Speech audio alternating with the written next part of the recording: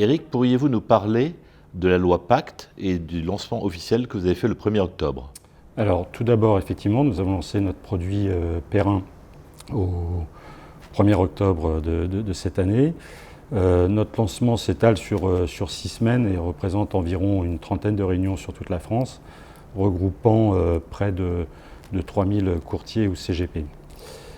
C'est effectivement un événement important pour nous, le lancement de ce nouveau produit, parce que, comme vous le savez peut-être ou pas, nous sommes un des leaders sur le marché de la retraite, PERP ou Madelin.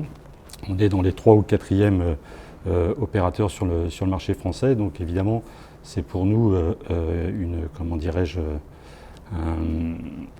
un événement important sur lequel on n'a pas le droit de se tromper. Donc, notre objectif était d'être prêt dès le 1er octobre, ce qui est chose faite. Les premiers retours sont plutôt excellents par rapport à... parce qu'on a été, non seulement le produit est prêt, mais l'ensemble des outils d'aide à la vente sont également à disposition de l'ensemble de nos intermédiaires. Donc c'est effectivement pour nous une très belle réussite, en tous les cas, que d'avoir pu mettre à disposition de l'ensemble de nos intermédiaires, surtout spécialistes, notre produit Perrin. Alors, quelles sont les spécificités de ce produit? Finalement, il n'y a pas énormément de novation par rapport à ce qui existait précédemment dans nos contrats Madelin, par exemple.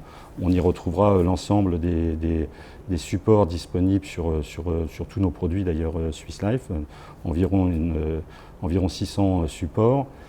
Et puis on y retrouve aussi les caractéristiques de nos principaux produits retraite, à savoir l'ensemble des options de rente et surtout la table garantie sur l'ensemble des versements programmés.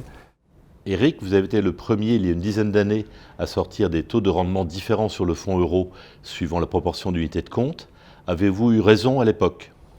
Alors effectivement, ça ne fait pas 12 ans, c'était en 2008, la première année où nous avons mis en place cette politique de participation aux bénéfices fonction de la part UC. Je pense que cette politique a été payante, puisqu'on voit aujourd'hui, on est à environ entre 55 et 60% de notre collecte en UC selon les années. Et notre stock, bien que très ancien, avec des contrats full euro qui préexistaient il y a de cela une vingtaine d'années, notre part en unité de compte dans les encours s'élève aujourd'hui à plus de 40%. Donc je pense qu'on n'a plus chez Swiss Life ce sujet de la collecte sur les fonds euros, puisqu'on voit que, et notamment sur les produits retraite dont on parlait précédemment, notre collecte est majoritairement orientée UC, voire à plus de 80% sur les contrats retraite. Je ne pense pas que le fonds euro est mort, en fait. Il est, comme je l'ai déjà dit depuis de nombreuses années, c'est un produit, à mon avis, toxique, parce qu'on a subi une forte baisse des taux depuis maintenant de nombreuses années. Et ce qu'il y a devant nous, au pire, on reste en environnement de taux bas ou voire négatif, ou pire, on peut faire face à une subite remontée des taux, ce qui peut constituer un risque important pour l'ensemble des épargnants. Alors je ne dis pas pour autant que le fonds euro est mort.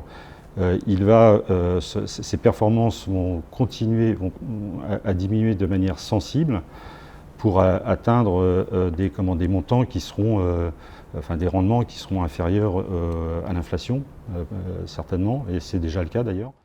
Éric, vous pourriez nous dire un mot, s'il vous plaît, de l'activité 2019 ainsi que de vos projets 2020? Les perspectives pour l'année 2020, c'est effectivement une croissance encore importante de la collecte pour nous, tirée, on le pense, par la loi Pacte, et donc le succès de ce nouveau Perrin. Les premiers retours du terrain sont plutôt, comme je le disais, excellents, et donc on estime pouvoir, si ce n'est doubler, en tous les cas croître de manière significative notre collecte sur l'épargne retraite individuelle.